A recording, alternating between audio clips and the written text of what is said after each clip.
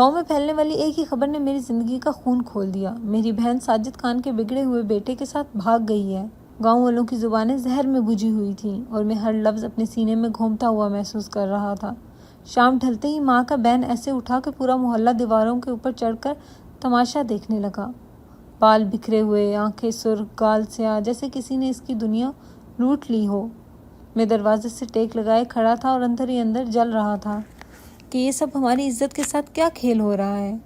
لیکن میں وہ شخص نہیں تھا جو فوراً کچھ بولے۔ میں وہ ہوں جو غصہ اندر اتارتا ہوں اور وقت آنے پر پورا حساب چکتا کرتا ہوں۔ رات گئے ماں نے مجھے اشارہ کیا۔ میں کمرے میں داخل ہوا تو اس کی سانسیں ٹوٹی ہوئی لگ رہی تھی۔ اس نے میری طرف ایسے دیکھا جیسے میں اس کا آخری سہارا ہوں۔ اگر مجھے ساجد خان کی بیٹی ہماری حویلی میں نہ ملی تو تم میرے بیٹے نہیں رہو گے۔ اس کے یہ الفاظ ارد گرد کی فضا چیر گئے۔ میں نے دانت بھینچ لیے مگر کچھ اور نہ کہا۔ ماں نے مزید جھک کر میرے سامنے ہاتھ رکھا۔ آواز میں زہر سے زیادہ جنون تھا۔ سن رہے ہو؟ میرا جنازہ نکلے گا اگر تو بدلہ نہ لے کے آیا۔ میں نے اس کے سامنے نظریں جھکا لی مگر میرے چہرے پر ہلکی سی سخت مسکراہٹ تھی۔ میں بے رحم تھا۔ میں وہی کرتا تھا جو میری ضد کہتی تھی، لیکن ماں کی قسم وہ زنجیر تھی جو مجھے باندھ چکی تھی۔ گاؤں کے مرد رات دیر تک ہمارے گھر کے باہر کھڑے رہے۔ کوئی طنز کرتا، کوئی ہنسی اڑاتا۔ ایک نے تو زور سے کہا، اپنی بہن کو سنبھال نہیں سکتا، بدلہ کیا خاک لے گا؟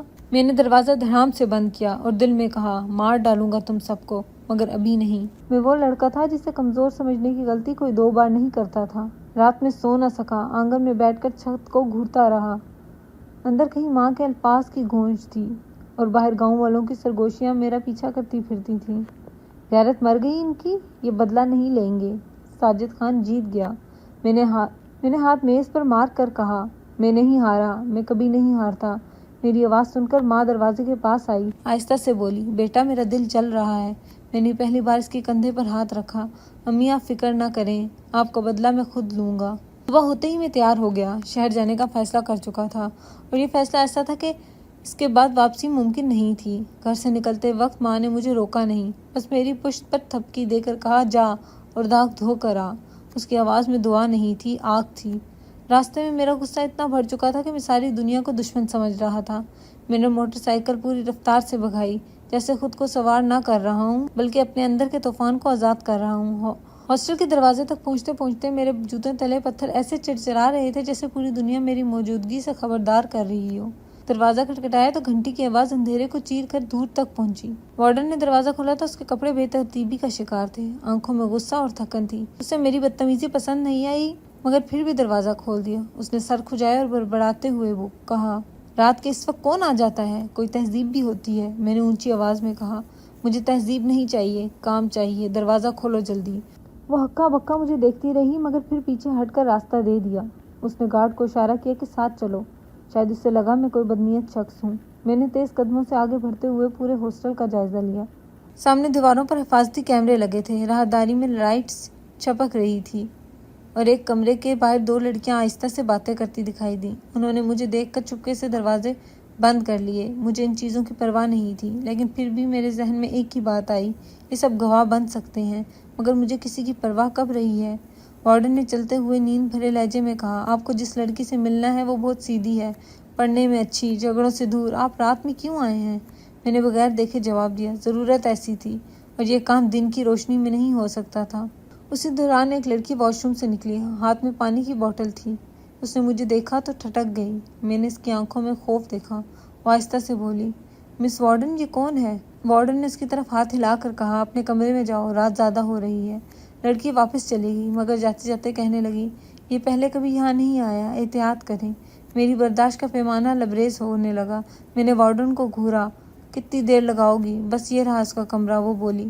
دروازہ کھلتے ہی وہ ٹھنڈی ہوا میرے چہرے سے ٹکرائی جس نے مجھے لمحہ بھر کو روک دیا۔ میں نے آہستہ سے قدم اندر رکھا۔ کمرہ چھوٹا تھا مگر صاف تھا۔ کپڑوں کی الماری کھلی ہوئی تھی، میز پر کتابیں ترتیب سے رکھی تھیں۔ اس کی چادر آدھا چہرہ ڈھانکے وہ بالکل بے خبر سو رہی تھی۔ میں اسے دیکھ کر ایک لمحہ کو رک گیا، لیکن رکنا میری فطرت میں کب تھا؟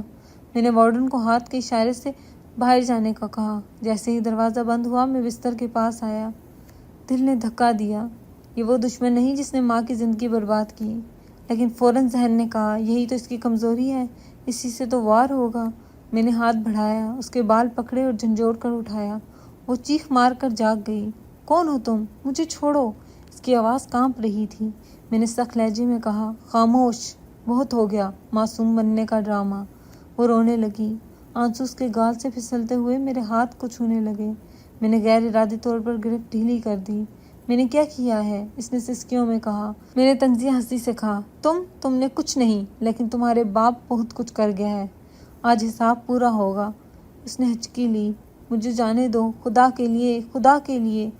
मैं हंसा, जैसे मुझे किसी का डर ही ना हो। अभी मैं मजीद कुछ कहता कि मेरे पीछे से कदमों की आवाज़ तेजी से बढ़ी। मैं मुड़ा तो देखा मेरा चचाजाद अंदर दाखिल हो चुका था। वो दांत पीसते हुए बोला, तो मिल गई दुश्मन की निशानी, शाबाश, अब देर क्यों, वक्त ज़ाया ना कर, चल इसे ले चलते हैं। मैंने अकड़ कर कहा, मैं संभाल लूँगा, तुम पीछे रहो। वो हंसा, अरे तो तुम नरम पड़ रहे हो, ये लड़की है दुश्मन की, इसे हाथ पकड़ने में भी क्या सोच रहे हो। मैंने उसे घूरा। मैंने कहा, ना, पीछे रहो। वो आगे बढ़ा, इसके करीब झुककर बोला, चलो बीबी, तुम्हारा खेल खत्म।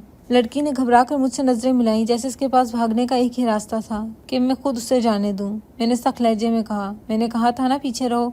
इसने हैरान होकर कहा, तुझे क्या फर्क पड़ता है, ये तो दुश्मन है। मैंने जवाब दिया, मगर अंदर कहीं एक शदीद खिंचाव पैदा हो रहा था। उसी दौरान हॉस्टल की एक खिड़की जोर से बंद हुई। आवाज़ ने लड़की को डरा दिया। वो मेरे पीछे सिमट कर खड़ी हो गई। चचाजाद ने तंज किया, वाह, अब ये तेरे पीछे छुप रही है। मैं एक कदम आगे बढ़ा, चुप रहो वरना अच्छा नहीं होगा। हवा में कशीदगी बढ़ चुकी थी। दरवाजे के बाहर किसी गुजरते कदम ने शोर पैदा किया, मगर हम तीनों अपनी जगह बेहरकत खड़े थे। लम्हे का वजन इतना था कि सांस भी बोझ लग रहा था। ये वो मुकाम था जहाँ बदला, गैरत, हुक्म और हकीकत सब एक दूसरे में गडमड हो रहे थे। और मैं पहली बार महसूस कर रहा था कि खेल इतना सीधा नहीं जितना मैं सोच कर आया था। चचाजाद ने जैसे ही लड़की की कलाई पकड़ के जोर से खींचा, उसकी चीख पूरे कमरे की खामोशी में तीर की तरह गूंजी। वो लड़खड़ाई जमीन पर गिरने ही वाली थी कि इसने दूसरी कलाई भी पकड़कर घसीटना शुरू कर दिया, जैसे कोई जिंदा इंसान नहीं बल्कि पूरी बोरी उठा रहा हो। मैं इसकी हरकत को देख कर पल भर को साकित हो गया।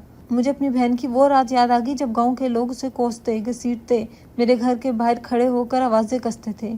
उसी लम्हे मेरा पेट ऐसे मुड़ा जैसे किसी ने अंदर कोई घोंसा मारा हो। मैं बर्दाश्त नहीं कर सका। अंदर कहीं ऐसा धमाका सा हुआ कि चीख खुद ब खुद निकल आई। हाथ छोड़ दिया उसका। वो चौंक कर रुक गया। मैंने बगैर एक लम्हा ज़ाये किए इसका हाथ झटक कर हटा दिया। लड़की लड़खड़ाती हुई सीधे ही मेरी तरफ गिरी। उसने मुझे पकड़ा नहीं, लेकिन इस तरह सिमटी जैसे मेरा वजूद ही उसका आखिरी सहारा हो। चचाजाद ने गुस्से से पाँव पटका, वाह, अब तो दुश्मनों पर तरस भी खाने लगा। घर जाकर बताऊंगा सबको कि मियाँ साहब को प्यार आ गया है इस पर। मैंने उसे घूरा, हद में रह। वो हंसा, हद? तू अपनी हद से निकल चुका है। ये लड़की हमारी इज्जत पामाल करने वालों की निशानी है। इसे घसीटते हुए ले जाना था, और तू यहाँ ड्रामे कर रहा है। मैं सख्त लहजे में बोला, जो करना है कर ले, इसे मैं संभाल लूँगा। वो मजीद भड़का, क्यों, तेरी क्या लगती है, या माँ की कसम भूल गया? मैंने इसकी तरफ कदम बढ़ाया, कसम नहीं भूला, बस तरीका बदल रहा हूँ, तू दरमियान में ना पड़। उसी दौरान लड़की का जिस्म ढीला होने लगा। इसके हाथ मेरी कमीज से फिसल गए। वो आहिस्ता आहिस्ता नीचे बैठ गई। इसकी आंखें उल्टी समत को जाने लगी। मैंने झुककर इसका चेहरा देखा तो पूरी तरह बेहोश हो चुकी थी। चचाजाद ने तंजिया अंदाज में कहा, ओहो, ये तो हाथ से निकल गई, अब क्या करेगा, कंधे पर उठाकर लेकर जाएगा? मैंने उसकी बात को नज़रअंदाज किया, आगे झुका और उसे नरमी से उठा लिया। हैरत अंगेज तौर पर वो बहुत हल्की थी, जैसे किसी ने उससे जिंदा रहने की सारी ताकत छीन ली हो, जैसे वो जबरन कोई बोझ उठाए न उठाए, हर हाल में किसी न किसी के रहम करम पर रहे। मैं उठकर कमरे से बाहर निकला। वार्डन दरवाजे के पास खड़ी थी, घबराई हुई। ये लड़की को क्या हुआ? मैंने सख्त लहजे में जवाब दिया, बेहोश हो गई है। अगर तुमने ज़रा सी इंसानियत होती तो तुमने पहले ही किसी को बुलाया होता, मगर खैर, अब इसकी फिक्र मैं करूँगा। वार्डन ने खौफ से ज़मीन की तरफ देखा और धीरे से बोली, यहाँ से ऐसे ले जाना मसला बन सकता है। अब दोनों कौन हैं, क्यों आए थे? मैंने उसे करीब आकर कहा, बहुत सवाल करने की ज़रूरत नहीं, समझो कि लड़की हमारे साथ जा रही है। तुम अगर ज़ुबान खोलोगी तो नुकसान तुम्हारा होगा, समझी? वो एक कदम पीछे हटी और होले से सर हिलाया। नीचे हॉस्टल का गार्ड खड़ा था। उसने मुझे लड़की उठाए हुए देखा तो कहने लगा, साहब, ये क्या हो रहा है? चचाजाद आगे बढ़कर बोला, हमारी फैमिली मैटर है, इसे घर ले जा रहे हैं, तुम दरमियान में ना पड़ो। गार्ड ने हिचकिचाते हुए कहा, मगर हमें एंट्री करवानी होती है वार्डन। मैंने उसे धक्का ना दिया, बस के करीब जाकर कहा, अपनी नौकरी रखनी है तो खामोश रहो। वो फौरन पीछे हट गया। ہاسٹل کے باہر قدم رکھتے ہی شہر کی سڑکوں نے جیسے اس منظر کا مذاق بنایا۔ گاڑیاں تیزی سے گزر رہی تھی، ٹھنڈی ہوا چل رہی تھی اور میں ایک بے ہوش لڑکی کو کندھے پر اٹھائے کھڑا تھا۔ شہر کی گلیاں اس وقت خاموش تھیں، مگر سگنل کی لائٹس کا ہلکا ہلکا رنگ میرے ہاتھ میں لٹکی ہوئی اس لڑکی کے چہرے پر پڑ رہا تھا۔ میں جانتا تھا اگر اس کو ہوش ہوتا تو وہ چیختی، بھاگتی، مجھ سے دور ہوتی، مگر اب وہ مکمل طور پر میرے رحم میں تھی، اور یہی چیز مجھے عجیب سا احساس دلا رہی تھی۔ ہم باہر کھڑی کرائے کی گاڑی تک آئے تو چچا زاد نے دروازہ کھول کر طنز کیا، چلو ہیرو، اپنی دشمن کو گاڑی میں بٹھا دو۔ میں نے اس کا طنز نظر انداز کیا، لڑکی کو پیچھے والی سیٹ پر لیٹایا اور دروازہ بند کر دیا۔ پھر میں گاڑی کا دروازہ کھول کر بیٹھنے لگا تو چچا زاد نے میرا ہاتھ پکڑ لیا۔ ایک بات یاد رکھ، یہ لڑکی تیرے ہاتھ میں ہے، لیکن اس کے آگے پوری دنیا کھڑی ہے۔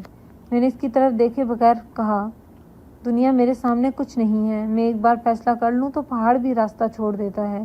گاڑی چل پڑی۔ ہاسٹل کی عمارت پیچھے چھوٹتی جا رہی تھی۔ میں خود بھی نہیں سمجھ پا رہا تھا کہ میرے قدم کس سمت جا رہے ہیں۔ بس ایک بات طے تھی، میری کہانی اب بدلنے کی نہیں رہی تھی، کچھ اور بن رہی تھی۔ حویلی کے بڑے لوہے کے دروازے سے جیسے ہی میں نے دھکا دے کر کھولا، اندر کھڑے سب لوگوں نے ایک شور سا مچا دیا، جیسے میں دشمن کی لاش اٹھا کر لایا ہوں۔ مائیں اپنے بچوں کو سینے سے لگا کر پیچھے ہٹ گئیں۔ مردوں نے ایک دوسرے کے کان میں کچھ کہا اور پھر سب نے تالیاں، نعروں اور زہریلے فخر کے ساتھ میرا استقبال کیا۔ ایک نے چیخ کر کہا، واہ بھائی، آخر کار غیرت کا بدلہ لے لیا گیا۔ دوسرا بولا، ساجد خان کو جواب مل گیا ہوگا۔ میں نے ان سب کو ایک نظر دیکھا، پھر اپنے کندھے پہ پڑے بے جان بوجھ اس لڑکی کو تھوڑا سنبھالا۔ وہ بالکل بے ہوش تھی، مگر اس کے چہرے پر وہ خوف ابھی بھی نقش تھا جو ہاسٹل میں دیکھا تھا۔ میں خاموش رہا کیونکہ میرے اندر عجیب سا انتشار تھا، لیکن باہر کی دنیا کو لگا میں فاتح بن کر لوٹا ہوں۔ ماں صحن کے بیچ کھڑی تھی، جیسے پورے منظر کی ملکہ ہو۔ میں نے لڑکی کو زمین پر آہستہ سے لٹایا تو ماں تیزی سے آگے بڑھی۔ اس کی آنکھوں میں وہی جنون تھا جو اس نے رخصتی سے پہلے میرے سامنے دکھایا تھا۔ اس نے نوکرانی کو آواز دی، کالک لے کر آؤ۔ نوکرانی دوڑی۔ تھوڑی دیر بعد ایک برتن اٹھا لائی۔ ماں نے انگلیاں کالک میں ڈبو کر لڑکی کے گال، ماتھے اور ٹھوری پر کالے نشان لگا دیے۔ میں نے کہا، امی یہ سب کیوں؟ ماں نے میری بات کاٹ دی، دشمن کی بیٹی کو خوبصورت رہنے دینا کمزوری ہوتی ہے، اس کا غرور توڑنا پڑے گا۔ پھر اس نے کینچی اٹھائی اور لڑکی کے بال پکڑ کر کاٹنے لگی۔ میں نے فوراً اس کا ہاتھ پکڑ لیا، رک جائیں، یہ بے ہوش ہے، اسے ہوش میں آنے دیں۔ پورا صحن خاموش ہو گیا، سب کی نظریں میری طرف اٹھ گئیں، جیسے میں نے کوئی غداری کر دی ہو۔ چچیاں سرگوشیاں کرنے لگیں، یہ تو نرم پڑ گیا ہے۔ مردوں نے بھویں چڑھا کر مجھے دیکھا اور چچا زاد نے ایک طنزیہ ہنسی ہنسی، لو جی، ہیرو صاحب دشمن کے بال بھی نہیں کٹوانے دیں گے اب۔ ماں نے غصے سے میرا ہاتھ جھٹکا، دور ہٹو، تم بھول رہے ہو کہ یہ کون ہے۔ میں نے ایک لمحہ کو کچھ نہ کہا، پھر لڑکی کو اٹھا کر اندر کے کمرے کی طرف چل دیا۔ پیچھے چچا زاد کی آواز آئی، اوہ، اب اسے کمرہ بھی ملے گا، واہ بھائی۔ میں نے دروازہ اندر سے بند کر دیا۔ کمرے میں نیم اندھیرا تھا۔ میں نے لڑکی کو چارپائی پہ لٹا کر اس کے چہرے سے کالک صاف کرنے کی کوشش نہیں کی، بس ایک چادر اوڑھا دی۔ کچھ لمحہ میں اسے دیکھتا رہا اور پھر باہر آ کر دروازے کے پاس بیٹھ گیا۔ جیسے ہی خاموشی پھیلی، اندر سے ہلکی ہلکی سسکیاں سنائی دینے لگیں۔ مجھے اندازہ ہوا کہ شاید وہ ہوش میں آ گئی تھی۔ میں نے آہستہ سے دروازے پر ہاتھ رکھا اور کہا، ڈرو نہیں، اس وقت کوئی اندر نہیں آئے گا، آرام کرو۔ کوئی جواب نہ آیا، شاید وہ میری آواز پر بھی اعتبار نہیں کر سکتی تھی۔ اس رات میں نے کمرے کے دروازے کے پاس بیٹھ کر 2 بار ہلکی آوازیں سنی، جیسے کوئی آس پاس ٹہل رہا ہو، دیکھ رہا ہو، موقع ڈھونڈ رہا ہو۔ میں نے آہستہ سے دروازے پر ہاتھ رکھا اور اندر کو مخاطب کیا، سو جاؤ، میں یہیں ہوں، آج کوئی کچھ نہیں کرے گا۔ کوئی جواب نہیں آیا، مگر اندر کی سسکیاں رک گئیں۔ رات بہت لمبی تھی اور میں پہلی بار سمجھ رہا تھا کہ میں صرف ایک لڑکی کو گھر نہیں لایا، میں ایک جنگ لے آیا تھا، ایک ایسی جنگ جس کا دشمن باہر نہیں، میرے اپنے گھر کے اندر تھا۔ آدھی رات کا سناٹا بھی مکمل نہیں اترا تھا کہ مجھے وہی دبی دبی چاپ دوبارہ سنائی دی، جس نے پچھلی رات بھی میرا دل بے چین کر دیا تھا۔ میں کمرے کے باہر چارپائی پر نیم لیٹا ہوا تھا، مگر آنکھیں بند نہیں ہو رہی تھیں۔ جیسے ہی قدموں کی رفتار تیز ہوئی، میں ایک جھٹکے سے اٹھ بیٹھا۔ میں نے سایہ سا دیکھا جو دیوار کے ساتھ دبتا ہوا لڑکی کے کمرے کی طرف بڑھ رہا تھا۔ میں فوراً سمجھ گیا چچا زاد باز نہیں آیا۔ میں دبے قدموں اس کے پیچھے ہوا۔ وہ دروازے کے قریب پہنچ چکا تھا اور بغیر کسی جھجک کے آہستہ سے کنڈی اٹھا رہا تھا۔ میں سانس روکے اسے دیکھ رہا تھا۔ جیسے ہی دروازہ تھوڑا سا کھلا، میں نے ایک لمحہ بھی ضائع نہیں کیا۔ تیزی سے آگے بڑھتے ہوئے میں نے دروازہ کھولا اور اسے اندر داخل ہوتے دیکھا۔ وہ لڑکی کے عین سر پر سایہ بن کر جھکا ہوا تھا۔ لڑکی ہلکی روشنی میں سمٹی ہوئی جاگی، اس کی آنکھیں حیرت سے پھٹ گئیں۔ میں دھاڑا، ہاتھ لگا کر دکھا۔ وہ چونکا، مگر ہاتھ پیچھے نہ کیا۔ غصہ میرے اندر بجلی بن کے دوڑا۔ میں نے لپک کر اس کا بازو پکڑا اور پوری قوت سے اسے پیچھے کھینچا۔ وہ کچھ کہے بغیر جا گرا وہ میرا چچا زاد تھا۔ وہ فوراً اٹھا، دانت پیستے ہوئے بولا، تو پھر آ ہی گیا راستہ روکنے۔ میں نے آگے بڑھتے ہوئے کہا، بار بار سمجھایا ہے، دور رہ اس کمرے سے۔ وہ ہنسا، کیوں؟ اب یہ تمہاری حفاظت ہے؟ دشمن کی بیٹی پر پہرا دینے لگے ہو؟ اس بار بات لفظوں تک نہیں رہی، اس نے میرے سینے پر دھکا دیا۔ میں نے اس کا کالر پکڑ کر دیوار سے ٹکرایا۔ لڑکی کمرے کے کونے میں گھس گئی، دونوں ہاتھ کانوں پر رکھ کر کانپتی رہی۔ اس کے آنسو فرش پر گر رہے تھے اور میری ہمت مزید بھڑکا رہے تھے۔ چچا زاد نے میری کلائی پکڑ کر مڑوڑی۔ میں نے جھٹکے سے اسے دھکا دیا اور لڑکھڑاتے ہوئے بستر سے ٹکرایا، پھر آگ بگولا ہو کر مجھ پر لپکا۔ ہم دونوں نے ایک دوسرے کو گھونسے مارے، زمین پر گرے، دوبارہ اٹھے۔ شور اتنا تھا کہ شاید پورا گھر جاگ سکتا تھا۔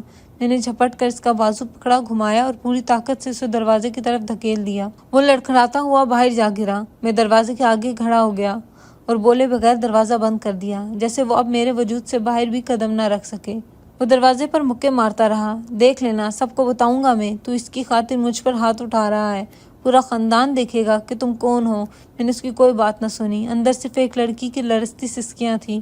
کچھ دیر بعد میں نے صحن میں دبے قدموں کے چلنے کی آواز سنی۔ شاید سب یہ دیکھنے آئے تھے کہ میں کیا کر رہا ہوں، لیکن میں دروازے پر ہی بیٹھا رہا، جیسے کسی جنگ کی پہلی قسط ختم ہوئی اور اگلی قسط صبح شروع ہونی ہو۔ صبح سورج کے ساتھ بھاری ہوا بھی اٹھی۔ جب میں صحن میں آیا، سب کی نظریں میری طرف جمی ہوئی تھیں۔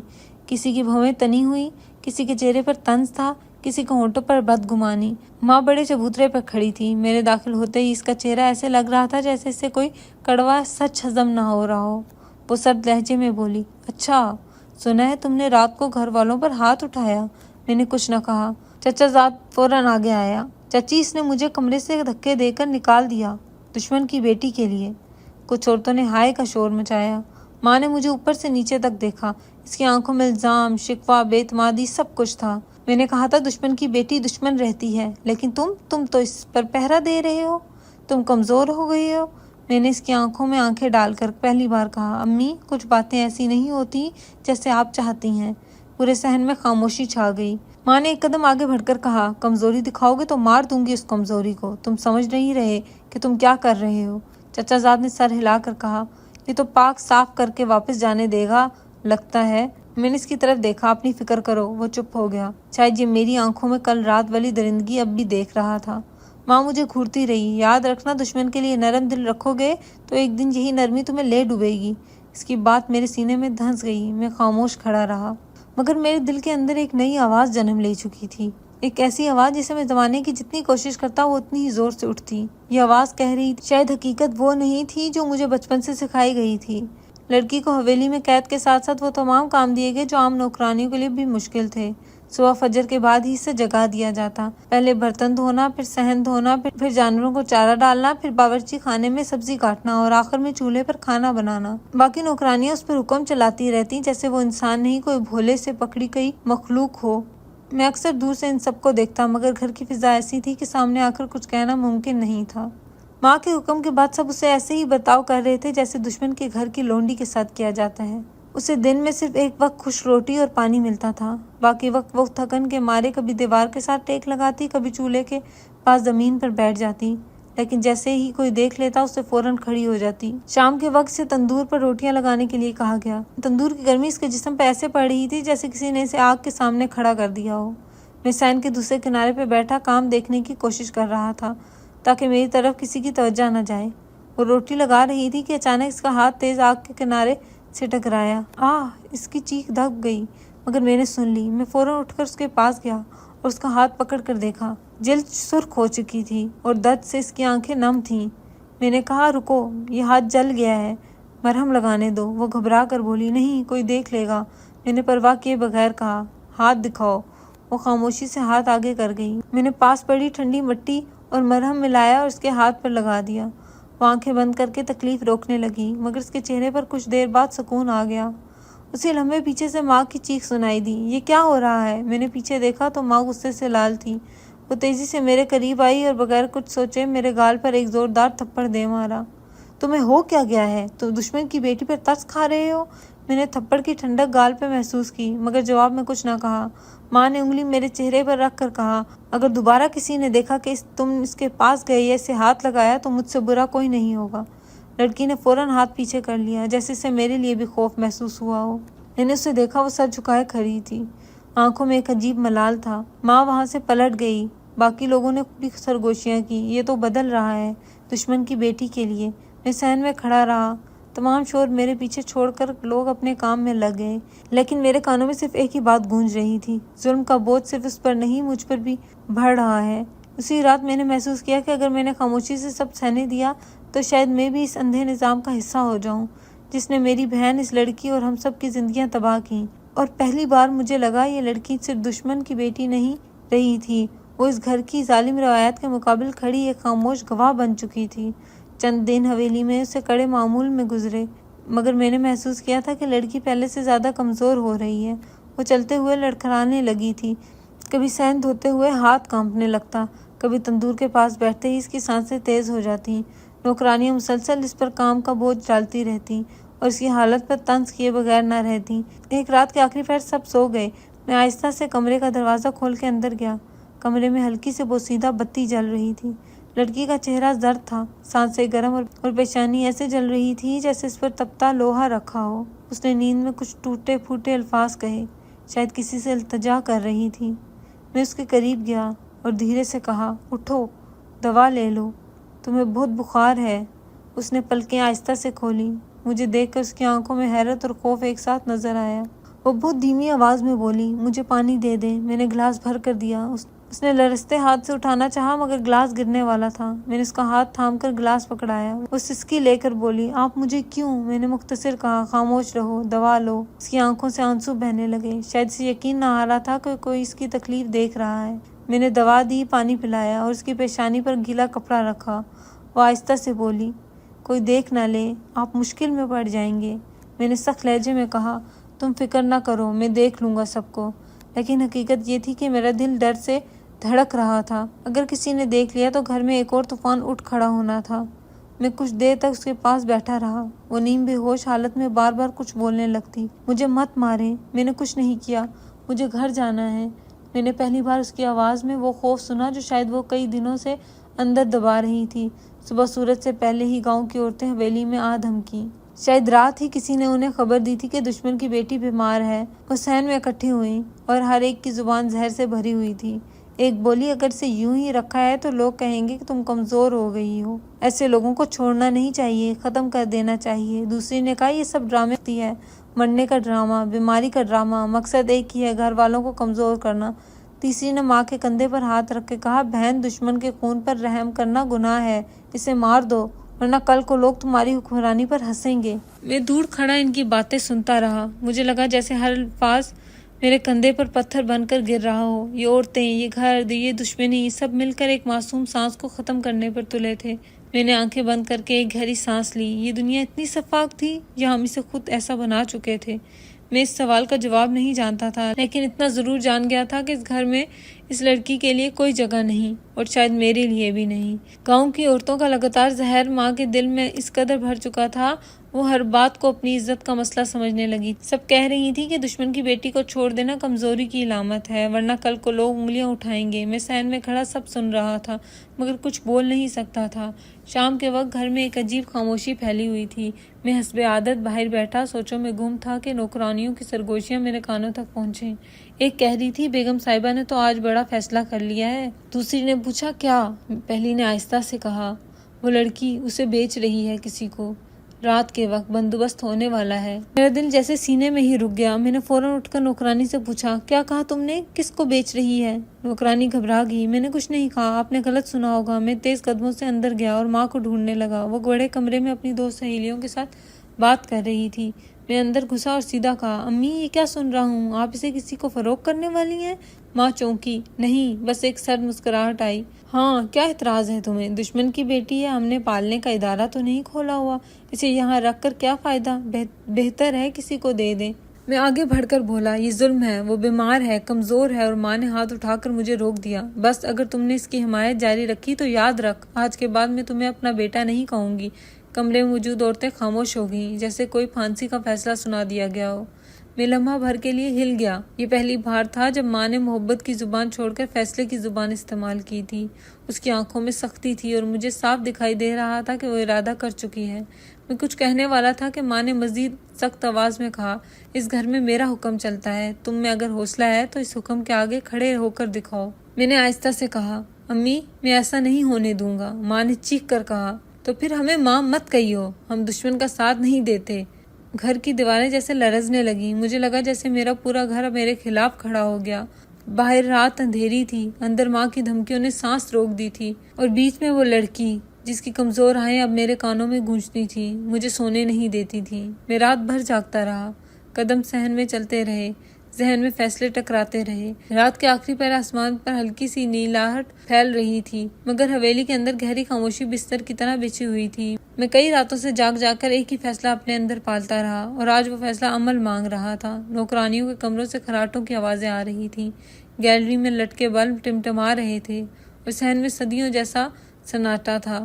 میں آہستہ آہستہ چلتا ہوا لڑکی کے کمرے کے پاس پہنچا۔ تالے کی چابی گھماتے وقت میرا دل پہلی بار کسی دشمن کے لیے نہیں، کسی انسان کے لیے تیزی سے دھڑکا۔ دروازہ کھولا تو وہ جاگ چکی تھی، شاید وہ کئی راتوں سے خوف میں سوئی ہی نہیں تھی۔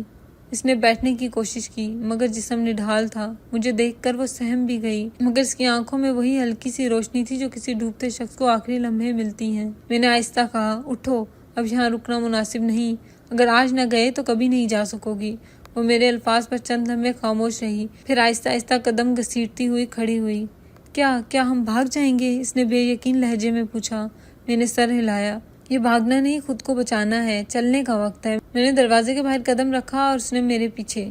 ہم دونوں کے قدموں کی آواز تک نہیں تھی، جیسے زمین بھی ہمارا ساتھ دے رہی ہو۔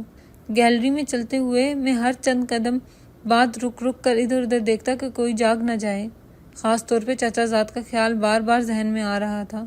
وہ آدھی رات کو بھی یوں ہی گھومتا رہتا جیسے پورا گھر اس کی نگرانی میں ہو۔ پچھلے دروازے تک پہنچنے سے پہلے ہی میں نے نوکرانیوں کے برتنوں والے کمرے کے سامنے سے گزرنا تھا۔ میں نے لڑکی کو دیوار کے ساتھ دب کر چلنے کا اشارہ کیا۔ وہ خاموشی سے میری بات مان رہی تھی۔ اچانک ایک بلی ہمارے سامنے سے دوڑی۔ لڑکی کے قدم لڑکھڑا گئے، مگر اس نے فوراً منہ پر ہاتھ رکھ کر چیخ روک لی۔ میں نے اس کے پاس آ کر سرگوشی میں کہا، ہمت رکھو، تھوڑا سا اور۔ پچھلا دروازہ پرانے طرز کا تھا، اس کی کنڈی بہت آہستہ کھلتی تھی۔ میں نے کوشش کی کہ آواز نہ نکلے۔ جیسے ہی دروازہ آہستہ سے کھلا، ایک ٹھنڈی ہوا کا جھونکا اندر آیا۔ وہ آزادی کی پہلی سانس تھی۔ ہم دروازے سے نکل کر کچی راہوں کی طرف بھاگے۔ رات کی تاریکی میں گاؤں کے خالی کھیت، دور کہیں سے کسی کا گھر کا دھواں، اور راستے میں بھٹکتے کتے بھونک رہے تھے۔ وہ ہامتے ہوئے بولی، وہ ہمیں پکڑ لیں گے۔ میں نے کہا، جب تک میں ہوں نہیں پکڑ سکیں گے۔ ہم تھوڑی دور پہنچے تو پیچھے سے کہیں دروازے بجنے کی مدھم سی آواز آئی۔ میرا سانس رک گیا، شاید کسی نے جاگ کر کچھ نوٹس کیا تھا۔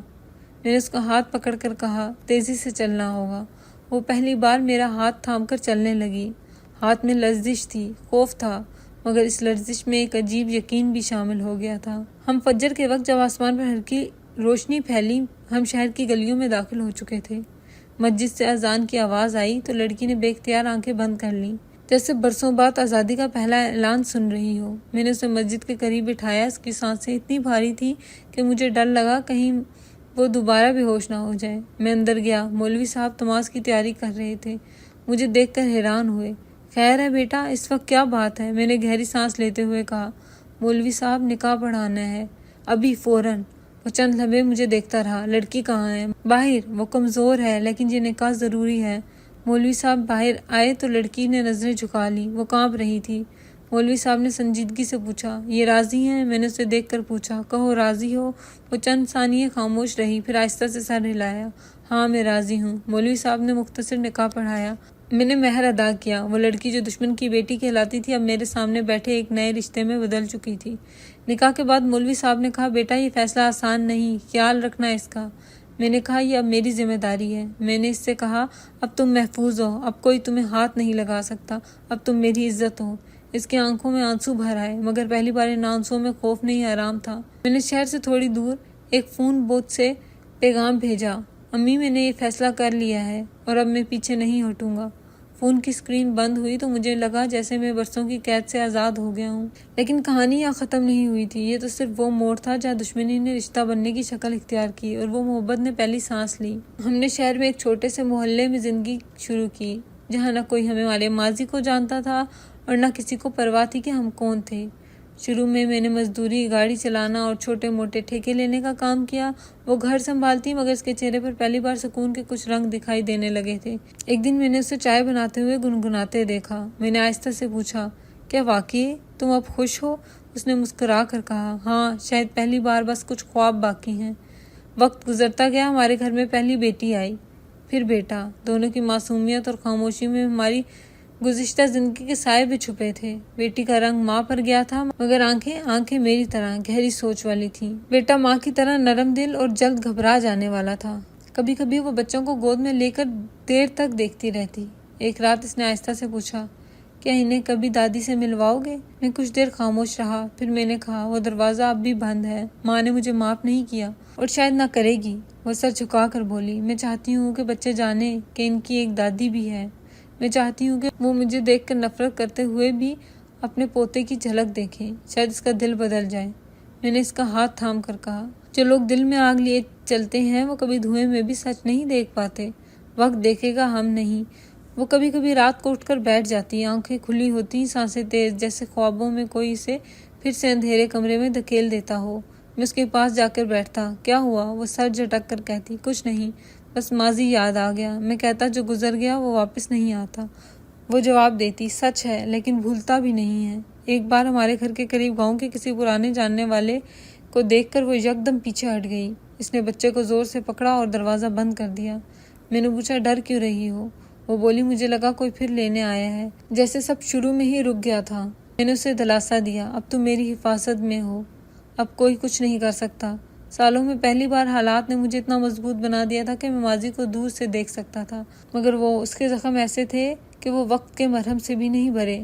کئی بار اس نے کہا، ہم دونوں ایک دوسرے کو بچانے کے لیے بھاگے تھے، مگر کبھی کبھی لگتا ہے میں اب بھی کہیں قید ہوں۔ میں نے جواب دیا، آزادی صرف جسم کی نہیں، لیکن تمہارا دل اب آزاد ہے، باقی سب وقت کا کام ہے۔ ایک دن محلے میں ایک عورت نے آ کر پوچھا، بہن تمہارے میکے والے کیوں نہیں آتے؟ وہ مسکرا کر بولی، دور رہتے ہیں، راستے مشکل ہیں۔ لیکن جیسے ہی وہ عورت چلی گئی، وہ چپ چاپ بیٹھ گئی۔ میں اس کے پاس بیٹھا تو اس نے دھیرے سے کہا، کاش ایک دن، صرف ایک دن، وہ مجھے بیٹی کہہ کر قبول کر لے۔ میں نے دیکھا کہ اس کے اندر وہ زخمی بچی ابھی بھی موجود تھی۔ وہ چاہتی تھی کہ کوئی اسے سینے سے لگا کر کہے کہ وہ بے گناہ تھی۔ اس کے گھر والے اب یہی سمجھتے تھے کہ وہ بھاگ گئی ہے۔ میں ایک بار بچوں کو لے کر گاؤں جانے کا سوچ بھی چکا تھا، مگر پھر وہ واقعہ یاد آیا جب میں نے ماں کو نکاح کی خبر بھیجی تھی اور اس نے جواب میں صرف ایک پیغام بھیجا تھا، میرا بیٹا مر چکا ہے، میرے لیے تم بھی نہیں رہے اور وہ بھی نہیں۔ وہ پیغام آج بھی میرے فون کے اندر کہیں محفوظ ہے، مگر میں نے کبھی اسے دوبارہ کھول کر نہیں دیکھا۔ سال گزر گئے، ماں بوڑھی ہو گئی، اس کی آواز کمزور ہوتی گئی، مگر دل کی سختی کم نہ ہوئی۔ میں نے کئی بار سوچا کہ بچوں کو لے کر اس کے پاس جاؤں، شاید ان معصوم چہروں کو دیکھ کر وہ دل بدل دے، مگر ہر بار میرے قدم رک گئے۔ ایک دن میں نے اپنی بیوی سے کہا، اگر میں چاہوں بھی تو وہ تمہیں قبول نہیں کرے گی۔ اس نے آہستہ سے کہا، میں قبولیت نہیں مانگتی، بس چاہتی ہوں کہ ماضی ختم ہو جائے۔ پورے برسوں میں ہم نے اپنی زندگی خود بنائی، میں نے اپنی دکان کا کاروبار بنایا، اس نے ٹوٹے دل کو گھر کی دیواروں پر ٹانگ کر ایک پرسکون خاندان بنایا۔ وہ بچوں کے ساتھ کھیلتی، ان کے لیے کھانے بناتی، کبھی کبھی گانا بھی گنگناتی، اور کبھی رات کو چھت پر بیٹھ کر ستاروں کو دیکھتے ہوئے کہتی، اللہ نے میرے نصیب میں بہت کچھ لکھا تھا، بس میں دیر سے سمجھ پائی۔ اور میں سوچتا رہا کہ یہ لڑکی جسے دشمن کی بیٹی کہا جاتا تھا، کیسے میری زندگی بن گئی۔ وہ جس سے قید میں رہنا چاہیے تھا، میرے ساتھ آزادی کی سانسیں لینے لگی، اور میں جو انتقام کے لیے پیدا ہوا تھا، اسی کے وجود میں پناہ ڈھونڈنے لگا۔ آخری بات وہ خود کہتی تھی، ہم زخموں سے نہیں، محبت سے جیتتے ہیں، اور محبت دشمن کے گھر سے بھی نکل سکتی ہے۔ اور یہی سچ تھا، وہ دشمن کی بیٹی نہیں رہی تھی، وہ میری زندگی تھی، میرا فیصلہ، میرا مستقبل، میرا سکون۔ ظلم اور انتقام کبھی گھر نہیں بناتے، انسانیت اور ہمدردی ہی کسی زندگی کو سچ میں بدلتی ہیں۔ جو رشتے دل سے بنے وہ خون کی دشمنیوں سے بھی زیادہ مضبوط ثابت ہوتے ہیں۔